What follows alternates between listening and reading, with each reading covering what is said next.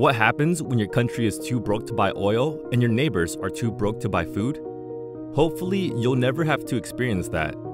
Unfortunately, the nation of Sri Lanka is finding out exactly what happens in this worst-case scenario. With the United States showing its own cracks in the monetary system, it's worth knowing what happens when things spiral. Sri Lanka is a beautiful country situated beneath the large nation of India. The country lagged behind the rest of the world for much of the early 1900s, but was encountering rapid growth in the past 30 to 40 years. It sat in the perfect location, providing a rest stop for some of the most popular trade routes in the world. The country also raked in massive amounts of profits from tourism. This all came to a fiery ending in 2022 when the country officially announced that it had gone bankrupt.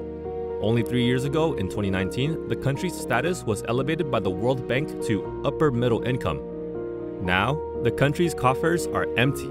How could this happen? Today, we're going to break it down and examine Sri Lanka's situation, how this plays out in other countries, and what it might mean for the United States if we reach such a crisis. Stick around so you know what to expect. So, what exactly is happening in Sri Lanka? As you are watching this video, Sri Lanka is in the midst of the worst economic situation the nation has ever seen. Tens of thousands of citizens have been protesting, clashing with police, and demanding the resignation of government leaders. The country's economy was mismanaged, to say the least, and the repercussions are threatening the well-being of everyone within the border. Sri Lanka has been sliding into tough times for years now, but only this year did the Treasury announce that it has overdrawn on every account it has. The country is quite literally unable to import basic necessities like gasoline because there is no money left and is too deep in debt. Workers wait for 6 hours to get fuel to make it to their jobs, and the government has cut back all electricity to only 9 hours per day. This may seem like rock bottom, but things are simply getting worse. This crisis can only be fixed with aid from other countries and massive changes from the Sri Lankan government. Only time will tell if things pan out. But first, how did this happen? The path that Sri Lanka took to get here was a homemade recipe of tragedies, shutdowns, misguided policymaking, and mismanaged money. Let's back it up a few years and see how things played out. In 2019, a series of devastating terrorist bombings took place in Sri Lanka. These attacks killed over 260 people and made headlines around the world. Naturally, tourism pretty much stopped dead in its tracks. This crippled Sri Lanka's earning power as tourism accounted for an entire 10% of its GDP. Just when it seemed as though tourism was about to revive itself in Sri Lanka, the worldwide pandemic of 2020 hit, shutting things down even more so. Now, not only was tourism out of the picture, but supply chain issues were damaging both imports and exports.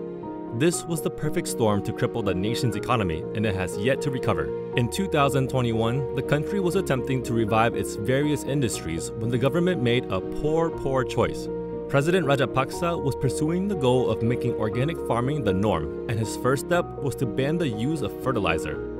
Although this is certainly a good move for the environment, it was one of the worst possible moves for the economy. As soon as fertilizer was banned, food prices immediately shot upwards. Production plummeted at a terrifying rate, and prices rose just as quickly. As the economy worsened, the financial tools that the government relied on began to slip away. One of the biggest hits was the loss of a good credit rating. Sri Lanka was failing in its effort to export effectively, causing a drop in GDP. Because of this, credit rating companies began downgrading the country. Without a good enough rating to effectively borrow money, the country began sliding further and further into debt. With the financial situation of the country in a tailspin, the federal bank made the ill-informed decision to print their way out of it. In theory, printing money and injecting it into the economy through consumers or business loans should strengthen operations and increase GDP output. Unfortunately, if too much is printed too quickly, it inflates the value of the currency along with the price of everything. By the time we were midway through 2022, Sri Lanka was a disaster. This isn't the first time a country has reached bankruptcy. Where else have we seen similar situations? While there are plenty of great examples of countries going through similar crises and defaulting on their debts, we'll just pick one for the sake of simplicity. In 2001, the nation of Argentina declared bankruptcy and the president resigned. Let's take a look at some of the factors that led to this. To begin with, inflation was beginning to wreak havoc on the Argentine economy in the early 90s. To combat this, multiple economic measures were taken. such as tying the Argentine peso to the US dollar to stabilize it and the privatization of many state-owned operations. This was helping the economy grow, and the country was initially doing quite well. Unfortunately, some fiscal policies promoted excessive debt-taking and made reform nearly impossible. An impressively strong unionized labor force made labor market reforms impossible when they were needed the most, which made Argentine exports uncompetitive. Debts were not being paid back to the government, and exports were quickly losing steam. To top this all off, the government had been taking advantage of foreign loans, putting themselves in a hole that they assumed they could get out of. When inflation began to rear its ugly head, the citizens, businesses, and federal government began to struggle paying their dues. In a knee-jerk reaction, the government froze all bank accounts, creating a panicked bank run that only further destroyed the economy. The country of Argentina then went into a major depression. It only was able to recover because of how cheap exports became after the peso collapsed. This allowed the nation to get back on its feet, albeit slowly. It seems bankrupt countries are more common than you might think. How does a country solve an economic crisis like this? This is a hard question to give a straight answer to because no two economic crises are the same. One thing is for certain, lenders still want their money back. The process for this goes a little differently for each country. You don't see nations repossessing assets of other states.